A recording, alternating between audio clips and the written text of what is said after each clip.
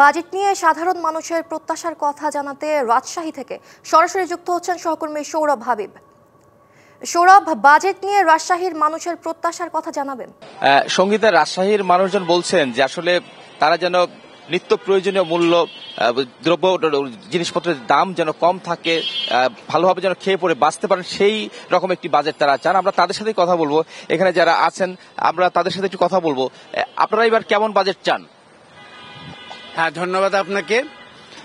মূলত হচ্ছে বাজেট হচ্ছে মানুষের মৌলিক অধিকার, যে মৌলিক অধিকারগুলো আছে সেই অধিকারটাকে সুসংহত করার জন্য যারা রাষ্ট্রীয় ক্ষমতায় থাকে তারা সেটা মানুষের চাহিদাকে পূরণ করার জন্য তারা বাজেট প্রণয়ন করবে। তবে সেখানে কথা হচ্ছে যে শুধু স্বপ্নবিলাসী বাজেট দিয়ে কিন্তু বাংলাদেশের মতো একটা রাষ্ট্রে সম্ভব না।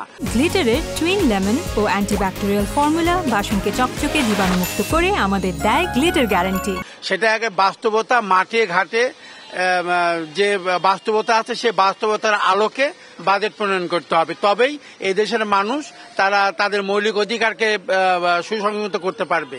এখানে আমার প্রশ্ন আছে যে শর্ট টার্মের একটা সরকার ক্ষমতায় এসছে, শর্ট টার্মে তাদের বাজেটটা এমন হওয়া উচিত না যে উচ্চভিলাষী বাজেট দিয়ে আমাদের এই যে দ্রব্যমূল্য যে ঊর্ধ্বগতি এগুলো যেন না বাড়ে, এই দিকে সুসংগত দৃষ্টি রাখতে হবে, একেবারে অবশ্যই রাখতে হবে।